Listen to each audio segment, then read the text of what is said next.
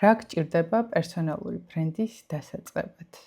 პირველ რიგში აღვნიშნავ იმას, რომ ყველას, ვინც დავიბადეთ და ვიდენტიფიცირდებით, უკვე გვაქვს ჩვენი პერსონალური ბრენდი და ეს არის, ესე ვთქვათ, ის ინფორმაცია და აზრი ჩვენს შესახებ, რომელიც ვრცელდება ან საუბრობენ მას შემდეგ, რაც ჩვენ ისეთახი დავტოვეთ, ანუ ადამიანების რეალური წარმოდგენები და არა ის, ესე ვთქვათ, დამოკიდებულება, რომ ჩვენ გვაქებენ და ზურგს უკან მაგალითად ცუდს ამბობენ. ანუ ზურგს უკან რასაც ამბობენ, ეგ არის ჩვენი პერსონალური ბრენდი და რა თქმა უნდა, სხვადასხვა წრეში სხვადასხვა ადამიანი შეიძლება გვახასიათებდეს განსხვავებულად, იქიდან გამომდინარე თუ როდის გავიცანით, საიდან ვიცნობთ, რა გადაკვეთა გვქონდა, მაგრამ გაცნობიერებულად პერსონალური ბრენდის შენება სოცმედია პლატფორმებით და YouTube-ით ან თუნდაც მათ გარეშე, თუ ეს არის გაცნობიერებული, მართვის სადავეებს გვაღებინებს ჩვენ ხელში. აქედან გამომდინარე, ძალიან მნიშვნელოვანია, რომ ყველამ, ვინც ამ არხს უყურებს, თავისი პერსონალური ბრენდის შენების, გაუმჯობესების და განვითარების მიმართულებით გადადგას ნაბიჯი. რა გჭირდება პერსონალური ბრენდის დასაწყებად დღეს? დასაწყებად იმ თვალსაზრისით, რომ იყო უფრო, ესე ვთქვათ, კონსისტენტური კი არა და თანმიმდევრული და მოიშორო პერფექციონიზმი და გადადგა ნაბიჯები, თორემ თუ ამ არხს უყურებ და თუ არც უყურებ, მაინც უკვე პერსონალური ბრენდი გაქვს. მოკლედ, ბევრი ადამიანი ფიქრობს და მათ შორის მეც ვიყავი, რომ პერსონალური ბრენდის დასაწყებად საჭიროა სპეციალური კუთხის მოწყობა, ან პოდკასტ სივრცის ქირაობა, ან ძალიან ხარისხიანი მიკროფონი, კამერა, ასე შემდეგ და ასე შემდეგ, ვიდეოს დამონტაჟების უნარები, ფოტოს გადაღების უნარები.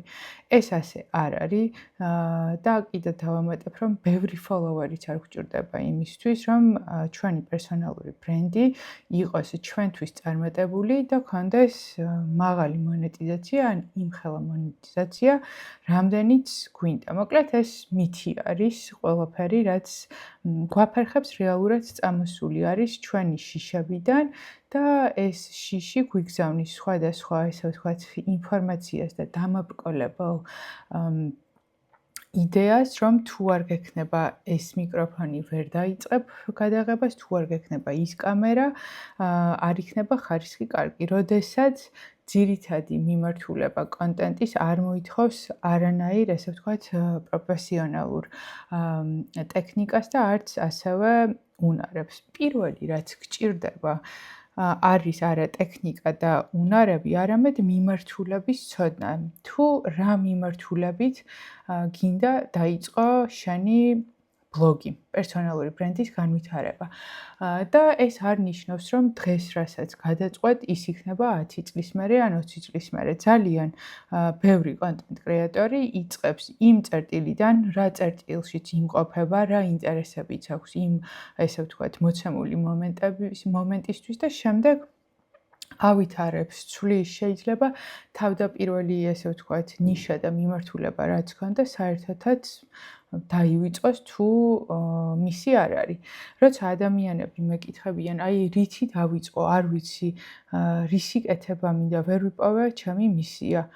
მაგაზე დაიწყო საუბარი, რომ მისიის ძიებაში ხარ. ან მისიის პოვნის გარდა კიდე რითი ხარ დაინტერესებული, იქნებ ბუნება მოგწონს, იქნებ კარიერაში ხარ წარმატებული, ან კარგად ვარჯიშობ, კარგ საუზმეს აკეთებ. მოკლედ არ აქვს მნიშვნელობა იმას, რომ ჩვენ ვიცოდეთ საბოლოო დანიშნულების წერტილი ან ადგილი იმისთვის, რომ დავიწყოთ პერსონალური ბრენდი. პერსონალური ბრენდი ზუსტად იმიტომ ქვია, რომ უნდა იყოს პერსონალური იმ მომენტისთვის, ანუ შენს აწმყოს უნდა ტრანსლირებდეს და ანახებდეს. სხვა შემთხვევაში ძალიან რთულია მოჩვენებით გადავწყვიტოთ, რომ მოდი იოგი ვარ, მოცეკვავე ვარ, მწერალი ვარ და სინამდვილეში არ იყო და ამას აფეიკებდი. აუცილებლად გააჩერებ შენს ბლოგს, არ იქნება წარმატებული და გამომწერებიც მიხვდებიან ან საერთოდ არ გეყოლებიან. ანუ თავიდანვე არ არის საჭირო ზუსტად იცოდე ნიშა თავიდან საჭიროა, რომ უბრალოდ იცოდე შენი მოცემულობიდან და ცხოვრებიდან რა მიმართულებებზე გინდა ისაუბრო. ცხოვრება რომ გავამარტივოთ, მოდი ვილაპარაკოთ მთავარ მიმართულებებზე. ზოგადად არა მარტო კონტენტ კრეატორობის ინდუსტრიაში, არამედ კოუჩინგის ინდუსტრიაში და ბევრ სხვადასხვა ინდუსტრიაში არსებობს სამი ძირითადი მიმართულება, რის გარშემოც იქმნება პროდუქტი, მომსახურება, კონტენტი, მარკეტინგი და სხვა. პირველი არის ჯანმრთელობა და ჯანმრთელობაში შედის ფიზიკური, მენტალური, სულიერი ცნობიერება, გაცნობიერებული ცხოვრება, აწყოში ყოფნა, ანუ ჯანმრთელობა ფართოდ და როგორც ეძახიან healthy wellness-ი, მეორე სფერო არის wealth, ანუ სიმდიდრე, ოღონდ სიმდიდრე არა ფულის ერთეულში, არამედ მდიდარი, დოვლათიანი ცხოვრება, რაც ასევე გულისხმობს ჯანმრთელობას და ასევე გულისხმობს იმას, რომ ვართ ბედნიერები, გვაქვს მაღალი ხარისხის ცხოვრება და ასე შემდეგ. და მესამე მიმართულება არის ურთიერთობები. ანუ თქვენ შეგიძლიათ გადაწყვიტოთ ამ სამი სფეროდან, რომელიც არის ჯანმრთელობა, სიმდიდრე და ურთიერთობები, რომელი მიმართულებით გსურთ ამ ეტაპზე საუბარი და მერე ჩავიწროვდეთ. ამ პირიქით კომბინაცია გააკეთოთ, იმიტომ რომ ბევრ თემაში, რა თქმა უნდა, ამ სამ საკითხს და მიმართულებას აქვს კვეთა. თუმცა სასურველია, რომ ადამიანი თქვენი ბლოგის ნახვას რომ დაიწყებს, თქვენი ვიდეოების ყურებას, მიხვდეს დაახლოებით რისთვის უნდა გამოგიწეროთ. მაგალითად, ჩემ შემთხვევაში ვფიქრობ, რომ ეს არის სიმდიდრე.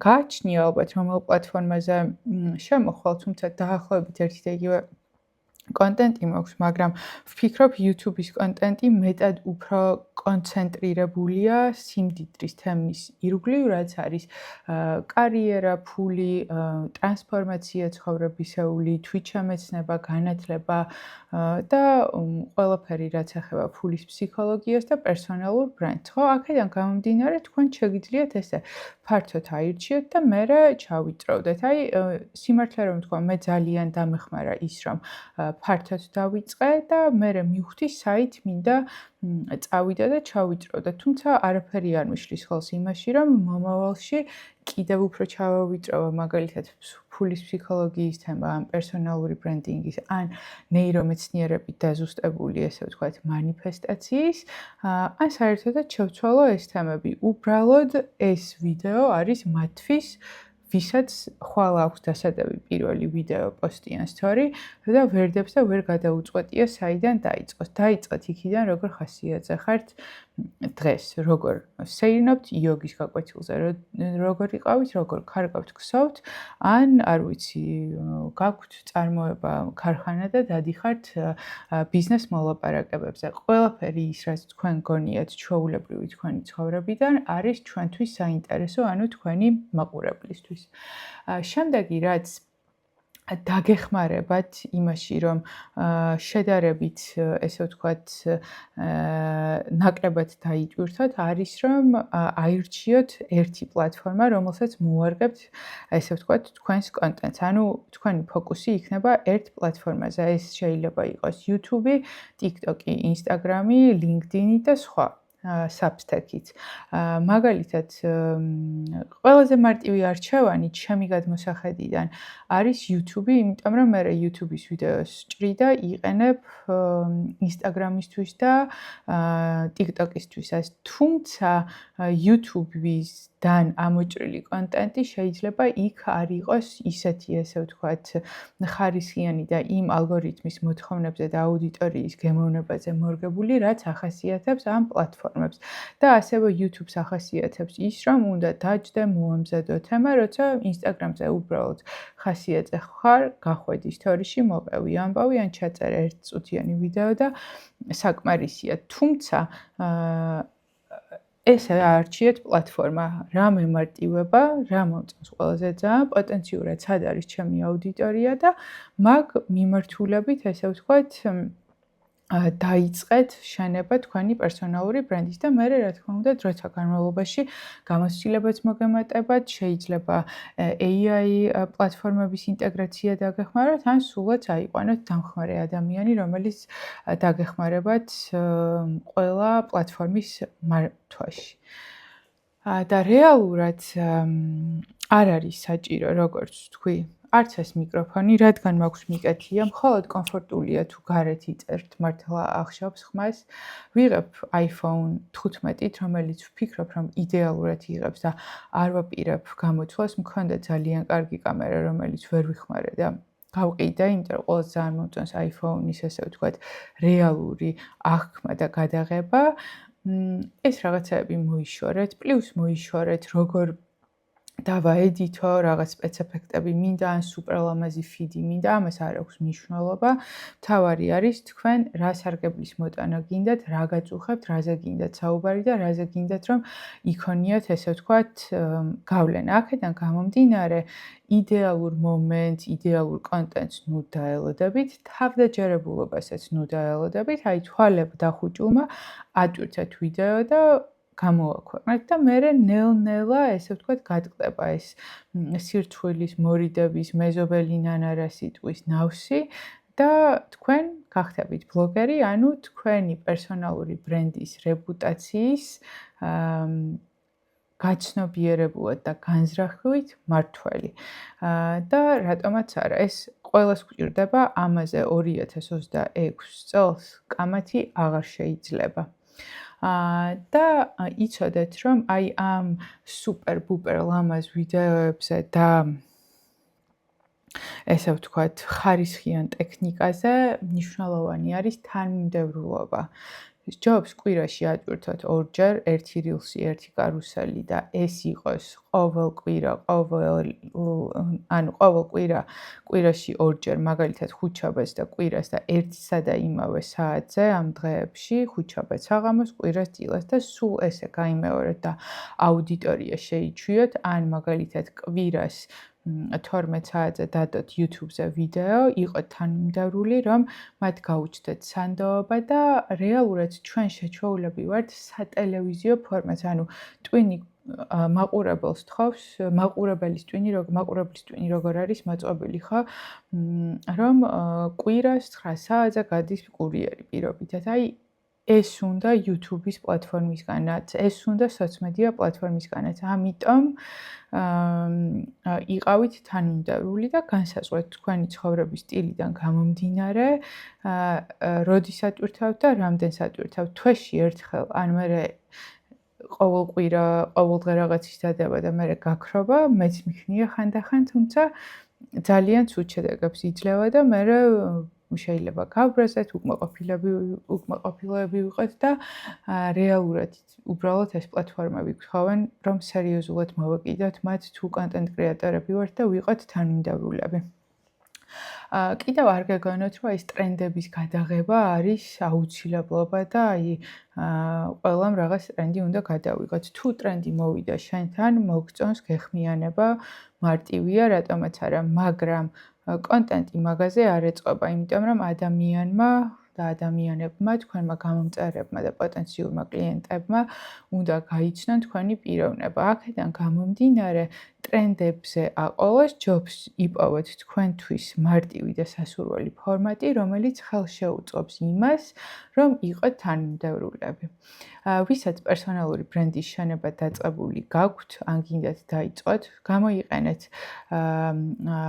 GPT-ში ჩემ მიერ გაკეთებული Reverse Mondays პერსონალური ბრენდის კოუჩი, დამიწერეთ კომენტარებში ან Instagram-ში მომწერეთ და Instagram-ზე მომწერეთ და გამოგიგზავნით და ერთი პატარა დავალება არის შემდეგ ვიდეომდე პერსონალურ ბრენდთან დაკავშირებით, ჩამოყალიბდით, რომელი მიმართულებით გინდათ საუბარი, სიმდიდრე, ჯანმრთელობა თუ ურთიერთობები და განსაზღვრეთ, რა ვალდებულება შეგიძლიათ აიღოთ სოციმედია პლატფორმების წინაშე, ანუ რამდენჯერ შეგიძლიათ დადოთ ვიდეო კვირაში, ან თუნდაც კარუსელი გაწერეთ თქვენი, ესე ვთქვათ, კონტენტის გეგმა, არაფერი რთული, შეგიძლიათ ბლოკნოტშიც დაწეროთ, არ არის საჭირო Excel-ი და რაღაცა სირთულეები. ძალიან დიდი მადლობა. გამიხარდება თუ კომენტარებში დამიწერთ პერსონალურ ბრენდთან დაკავშირებით, თუ არის ამ ეტაპზე რამე ისეთი საკითხი, რაც გაინტერესებთ და ჯერჯერობით არ გაგვივლია, თუ ესეთი საკითხი არ არის, მაშინ გავაგზავნებ ისევ ფულის ფსიქოლოგიაზე საუბარს და რა თქმა უნდა მივუბრუნდები პერსონალურ ბრენდს, როცა თქვენგან მექნება უკავშირი, ან მე მექნება ახალი ინფორმაცია დროებით.